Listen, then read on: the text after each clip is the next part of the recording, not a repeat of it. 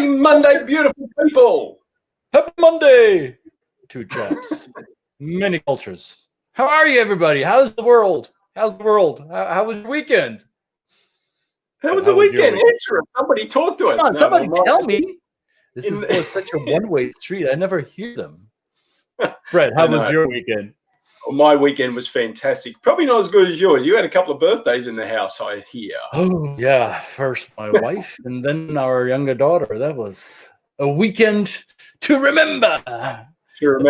Lots of throwing paint, I see, but that's for another topic. That's for another show. Don't spoil anything. I have a whole week planned around this. Listen, bro, I prepare these bits, okay? I prepare this just for you. With everyone else, I just wing it, but for you, I prepare this stuff, okay? All right. Don't spoil this for me. I won't. Okay, so you're prepared, but oftentimes we're not prepared. Oftentimes we have to step outside of our comfort zone. We have to do things in the moment. We have to move. We have to be agile. We have to jiggle, right? And in those times, is it not possible for sometimes some of us, or maybe most of us, to lose ourselves a little bit in the day-to-day management across cultures, wouldn't you say? Oh yeah, I lose myself. I lost myself this morning, literally, when I walked the dog around our neighborhood. And I don't want to come off as this strange white dude walking a black neighborhood, but I notice when I talk to my African American neighbors that my whole vernacular changes, and my levels of rapport building, I adjust that. Okay, so and sometimes I feel like, okay, now it was just this white dude trying to fit in, super woke in this black neighborhood, and then I catch myself saying, "No, you were just adjusting. I was still me, but there was this little chip on my shoulder, and like, hey, did you just pretend to be somebody that you're not?" And so it's a balancing act sometimes. It doesn't even have to be in different cultures. It can be in your own neighborhood, right? So adjusting your behavior to a different set of normal, quote unquote normal, without losing yourself. There's a whole book around it, I heard. And I think we may actually both know the person who wrote that book, right? Absolutely. And we just happen to have him in the background. Open the green room door. And in comes... everybody. Studio applause, please. There he is. Yeah. Andy Molinsky, a good friend from Boston. And I want to know why, Andy, you don't have a Boston accent. It's a good question. I remember the first time I went to Texas, I didn't think I had an accent, and then I visited some of my friends from Texas, and I definitely had an accent. So I think accents are very relative, aren't they? Well, they certainly are. Yeah. Thanks for taking time, Andy. I know you're super busy, even though it's virtual teaching now. But you're still teaching class, right? Yeah, tomorrow. I guess started at Brandeis. Yeah, tomorrow morning. Yeah, teaching class. I have international crowd. I'm teaching people from all the way from all around the U.S., Canada, China. I have a student in Nepal this semester, so we're international on Zoom, like the rest of the world. Yes. So for those of you who have not met Andy yet, Andy is not only a professor at Brandeis University in Boston, he's also the author of 2 best-selling books. Brett, what are the titles of the books? Do we have them to hold them up? I forgot to bring my copies. I'm so ashamed. So one is called Global Dexterity, and I can't run out of the frame to get it, can I? No. No, I shouldn't be doing that. Usually you do that above your head. But the bookshelf is not behind me today. So one book is Global Dexterity, which I recommend to all my program participants, whether they want to hear it or not. So I've been singing the praise for that song and for that book. And the other book is called Reach. How would you describe in like a 30-second blurb each of these 2 books, Andy? What's the pitch? Yeah, so Global Dexterity is about stepping outside your cultural comfort zones. So most of the work on culture, as you know, and as your listeners probably know, Has to do with differences, understanding differences, how people from one culture act in this way, how people from another culture tend to act in another way. And what I discovered in my life and in my work with people was that the main challenge that they had wasn't necessarily understanding these differences in theory, but actually transitioning from one culture to the other, stepping outside their cultural comfort zone to be able to take what they knew and put it into practice, which ultimately becomes not only a cultural challenge, but a psychological challenge as well. And so that's what global dexterity is. And the key there is that you're stepping outside your cultural comfort zone, but trying to do so in a way that maintains your sense of authenticity, so without losing yourself in the process. So that's what global dexterity is about. And then Reach, my book Reach in 2017 is not a book about culture per se, but it's just a book actually in general about stepping outside your comfort zone. And that book talks about why is it hard? How do we avoid doing it? We're all really good at avoiding stepping outside our comfort zone one way or another. And then the meat of the book is on how you can do it more successfully. And it charts my research. I did a lot of research across professions and across different tasks, all sorts of people in all sorts of roles and jobs and tasks in countries, stepping outside their comfort zone. And I looked at what distinguished people who were successful from those who weren't. So that's what that book's about. So I found it. There you go. It's cool. It's a cool cover, isn't it? I can't take credit. We authors, by the way, have nothing to do with the covers, and usually have nothing to do with the titles either. Oh, really? Oh. So Yeah. Did you come up with a title, or did they push that on you? I think that one was a collaborative. It's like, I'm thinking back to 2012, so 8 years ago. I think that was like, I emailed 40 different ideas. They emailed back ideas, back and forth. And at some point, something emerges. But, usually, authors usually have some level of input into the title, but they don't have the final call. And they definitely don't have the call on the title, on the cover. Well, and I think it depends a little bit on who the publisher. So this isn't just self-published nonsense.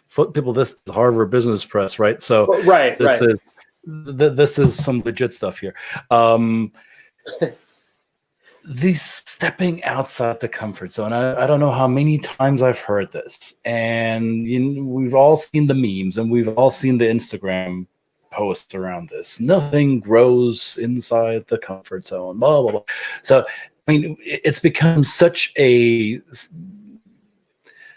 overused phrase, and while it's true that this is the thing with these overused phrases, whether we read them, we hear them, and we tell them to each other because there's truth to it, right? It's really the growth really happens only if you stretch your limits of being comfortable with a certain situation.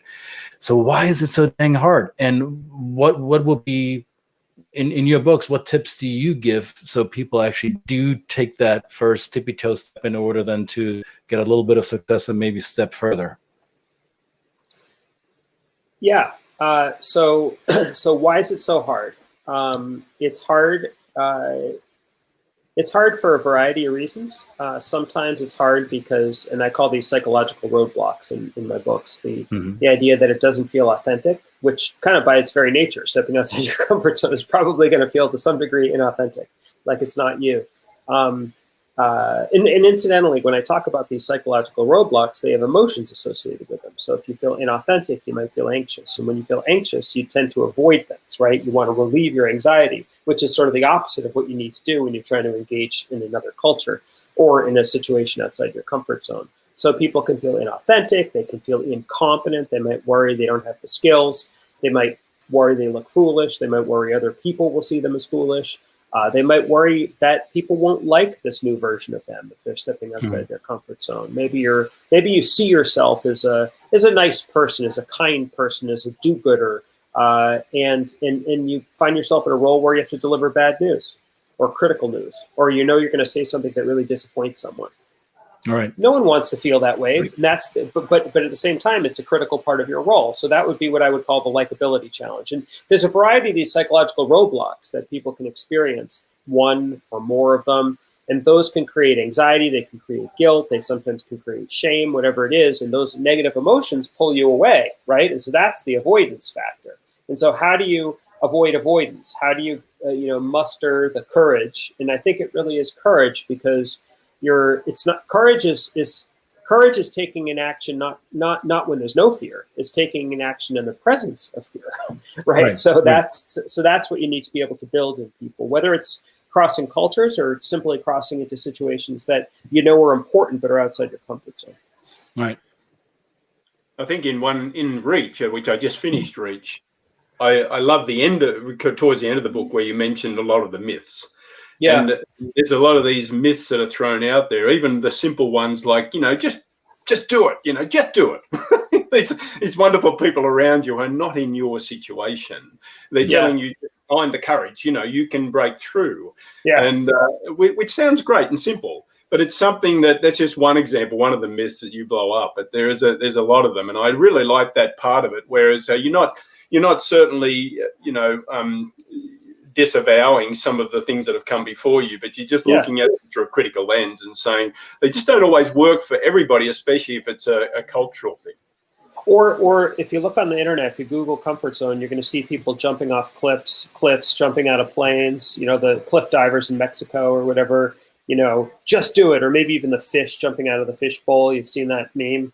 So the thing is that more than once, yes. Right. So just do it. Just take the leap and so on. I'm not saying that taking the leap isn't important. It absolutely is important. In fact, it's the only way you're going to learn. If you avoid something, you're never going to learn. And there's tremendous power in learning. When you actually step outside your comfort zone and try something, you can benefit from the power of self-discovery, right? You can maybe discover that it wasn't, hey, this actually wasn't as hard as I thought it was. Mm-hmm. Or, I'm actually better at this than I thought I was, right? And those are self-discoveries, which are so important. They're critical fuel for you to actually avoid avoidance and try something again. The problem is that if you never get the courage up to do it, you're never going to benefit from that self-discovery. And the reason that those memes, like, just take a leap or whatever, they're useful, but at the same time empty, is because there's a whole backstory towards like what enables me to get to the point where a leap is possible, right? That's the problem. That's the missing piece.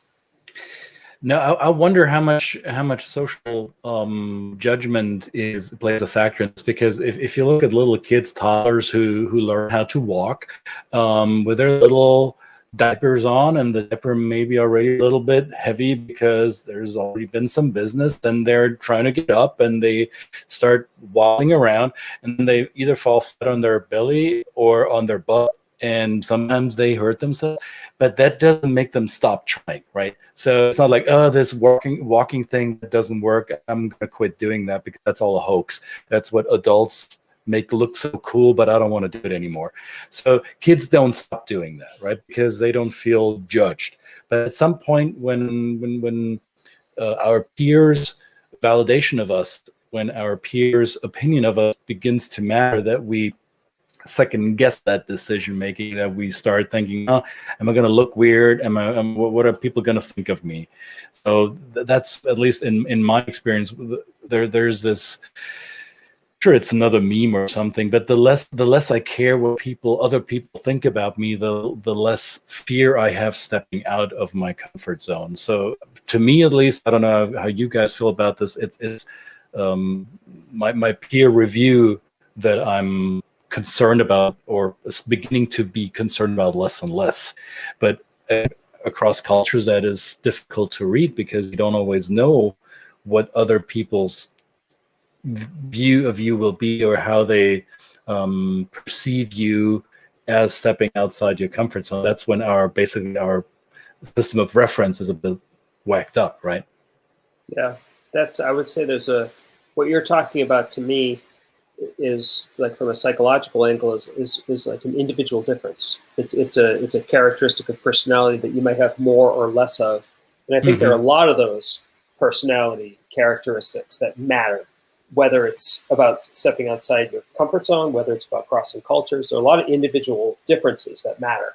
And so that would be one of them, for sure. Yeah. I've heard this phrase before, and it's another one of these axioms that can be either very true at face value or that are a little bit complicated. Definition of fear being the anticipation of pain. So we don't do something because we expect a negative response, right? is that our reptilian brain telling us this could be dangerous potentially, so I'd rather not try to let somebody else try it before I do it? Or is this, I'm not a psychologist, what could that be, that anticipation of negativity instead of anticipating something positive?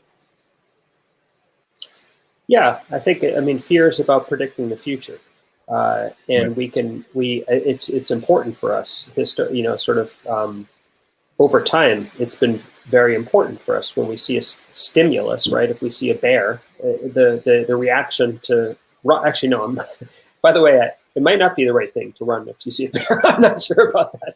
So I don't want to give people the wrong advice, but if you see something scary, in some cases, it actually is the smart thing to do, to flee. Right. The problem is when that dynamic gets transposed on situations where our capabilities actually, and our interests and our motivation is to actually try to overcome that thing, but that impulse pulls us away, right? That's where our sort of reptilian brain can get us into trouble. Great. And Patricia has a great question here. Yeah. Go ahead, Brett. Great question here from Patricia. Don't you think that we should care what others think of us when we're dealing with culture that is trust and relationship orientated? Absolutely. I don't think I think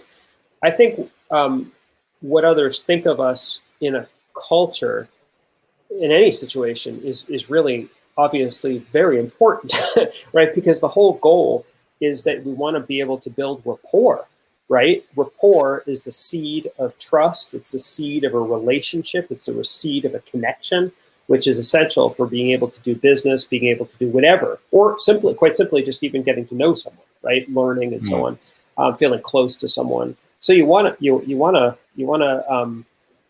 do what's expected and appropriate to an extent. What I find, though, and this gets back to global dexterity, is that sometimes people have the mistaken view that what's accepted or what's appropriate is almost like an archery target. Imagine, you're shooting an archery bow and it's a target and you're trying to hit that center target. But the reality, and I call the term the zone of appropriateness, that's the concept they use in global dexterity, that there's actually there's often a wider range than you think in a new culture. Not in every situation. There's some situations in some cultures where it really is super narrow, right? I don't know, like I've never been in a Japanese tea ceremony, but I'm guessing something like that that's highly ritualized. There's a really narrow band. But in many cultures and in many situations, there's a wider band which gives you opportunity to talk about was it Patricia? Was that her name?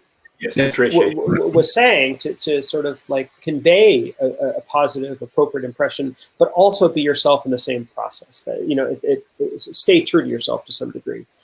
Sue asked zone of appropriateness. Yes, that's what I mean. Like it's a concept. The idea of a zone of being appropriate in a new culture. It's not that you have to hit that target perfectly, but that there's a bit of breadth there for you to also be yourself. And by the way, we'll be able to tell you about the Japanese tea ceremony too. Right. And your zone of appropriateness concept, so to say, is something that I've been using extensively. So thank you for giving us a terminology for many of us in the industry who've been using it. So I usually wear like something with a rubber band around my wrist, or something that is extendable to a certain degree, either it's cool, around my wrist or around my neck, to showcase it to clients. Say, hey, this is, you can stretch this. It will go back to its original shape if you don't overstretch it. If you overstretch it, it will snap. But you can train it. It's almost like a muscle. You train your behaviors to get more dexterous, I guess, or to get more flexible and adjustable. So I like that concept quite a lot, and I think it helps drive home the idea of adjustment not being rocket science, or not being an exact thing. Which, I mean, I deal a lot with clients who work in very tech heavy fields or engineering heavy fields, so their minds are used to this needs to add up by the micromillimeter, and this has to be exact, which in their field it does. However, cultural comparison is not that. Social sciences is not math, physics, chemistry, or biology. So there's we need to allow for some variances. And I think that concept that you illustrate in that book is quite helpful in doing so. Even for the scientists, though, they have equivalent concepts like standard deviation, variation. Right. You know, so there's the mean. Let's say there's the mean and the standard deviation across the mean, or there's a normal curve. Like, I think science understands that too. So yeah, they do. But when we introduce it to them, or when we put a framework around it, then they get it. But then you come in with cultural dimensions. You come in with these grids and dots on grids and cultural dimension comparison frameworks. You're like, oh, really? Is it always like this? No. Variety, zonal. Yeah. So Sue tells us about the Japanese tea ceremony, which is a prescribed ritual. Not sure if I would put it in the category of appropriateness, giving a counter opinion in a tense business situation. Okay, maybe I don't get the question, but maybe Sue can elaborate in a further comment, or you guys know what you mean. I think I see what she's saying. I think what I was talking about was the idea that imagine you're at a tea ritual and you break. I mean, so we're way outside my knowledge zone, not comfort zone, but knowledge zone. Same here. but you know, I can imagine that in a highly ritualized situation with a prescribed script and ritual, if you act and you break the rules, that would be an example of being inappropriate. That's what I meant there. Right. You can also be inappropriate in a tense business situation as well. There's different contexts. I mean, situations are scripted. There's in our lives, we have scripted situations. We internalize scripts. Scripts can be tighter. Scripts can be looser. Mm-hmm. Yeah. And so the core question about many times having our clients tell us, you know, when do I stay true to myself? How do I stay true to myself, even though I'm trying to be appropriately respectful for the culture that we're going into? But after a good period of time, and I guess in terms of at least in the initial adaptation phase of when you're working in a new country and new culture, there is often the feeling that you're not yourself anymore. You can't be who you are naturally in your own environment. So am I losing myself? We can call that, we talked about culture shock on Friday, but that culture impact, that is, I really am missing who I am, or the people around me, who the people around me make me feel. So how do we, in terms of some of your work, what have you discovered some of the things that people have done to stay true to themselves while also being respectful and appropriate as leaders, as family members, as social interactions? I think it's interesting. I think that when you were just talking, I was just thinking to myself, it's not just a cultural phenomenon. This would be true if you were even taking on a new role in an organization. Like all of a sudden, if you're a consultant and you've never been someone who's pitched a project before, you've never been someone who's given a final presentation to a client before, or something like that, you're young in your career, you probably would also feel outside your comfort zone. You probably also wouldn't feel like yourself. And so what would you do to build and craft your professional repertoire, your professional self?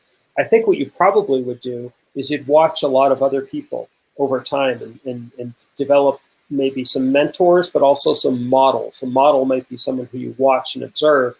You might see 5 or 6 people who are in your orbit doing this, and you might pick and choose different elements of them that seem to be appropriate and effective, but also kind of fit with your style. And then ultimately you take together those ingredients to craft your style, which is sort of the idea that I talk about in a lot of my work, which I call customization.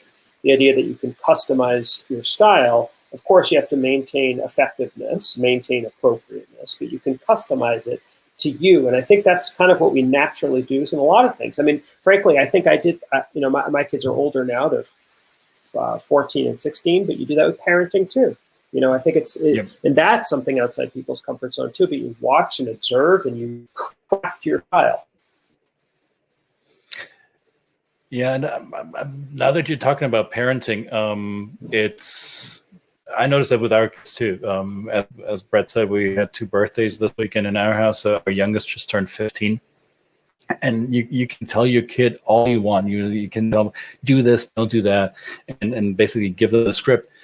they may or may not do that. However, they watch closely, especially in their preteens, they watch closely what their closest adults around them do.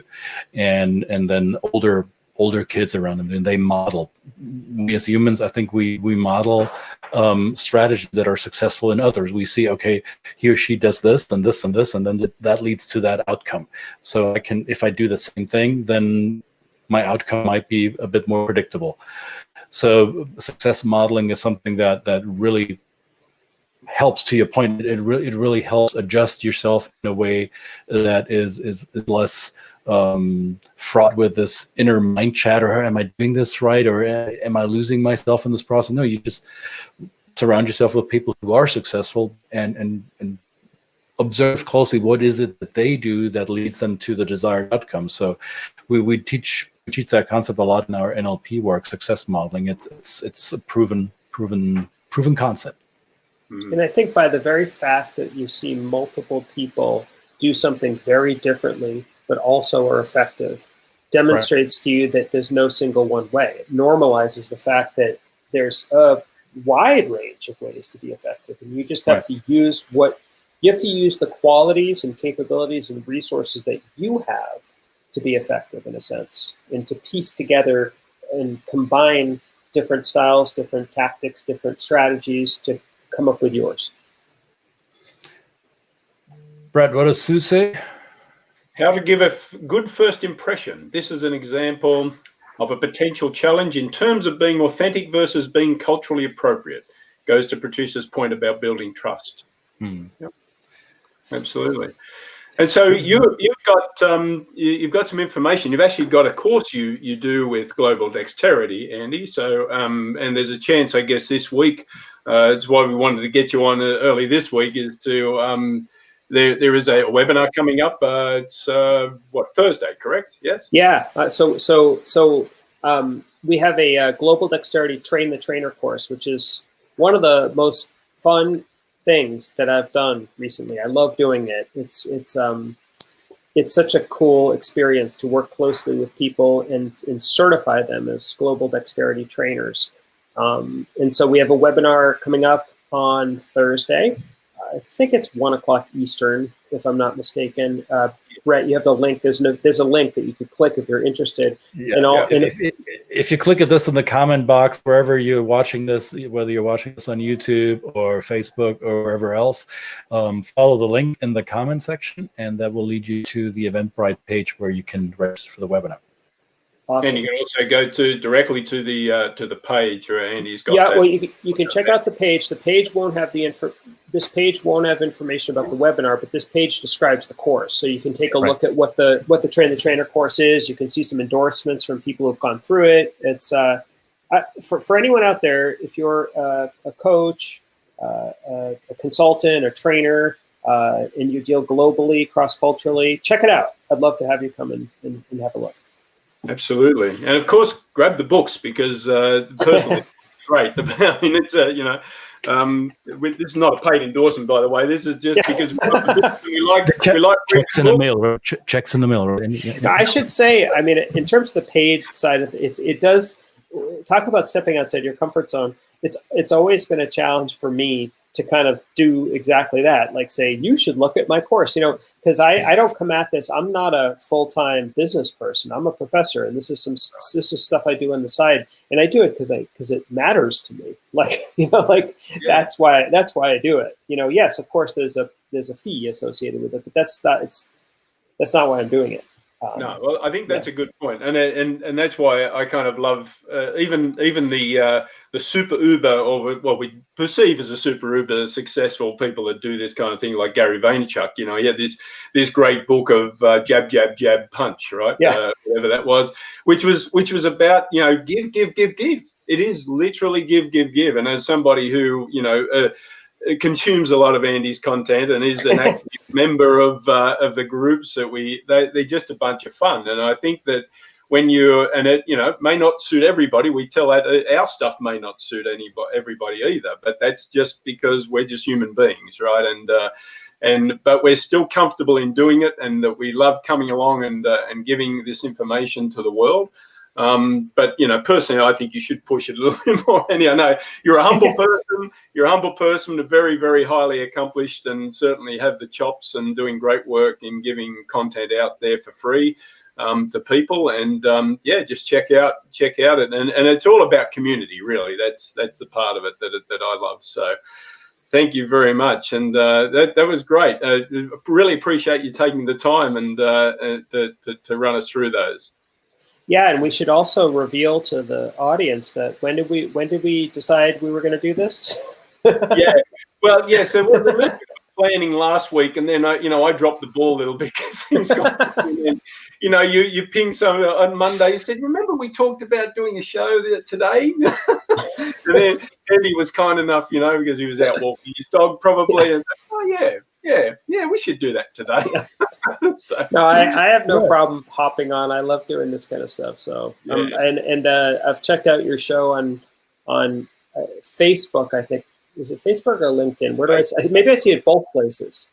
Yeah, well, actually, we haven't been given the fairy dust of the LinkedIn Live yet, but hopefully that'll come later. But we're on YouTube and we're certainly on Facebook Live every day, and cool. we just a lot of fun. We just love doing it. Yeah. Absolutely. Awesome. Well, thanks for having me on. I always like talking to both of you. So you're very welcome, and thank you for everybody for your comments. Our friends out there, the comments and questions, keep them coming even in the replays. Any questions for Andy, any information that you'd like to share yourself, and stick with us as we keep.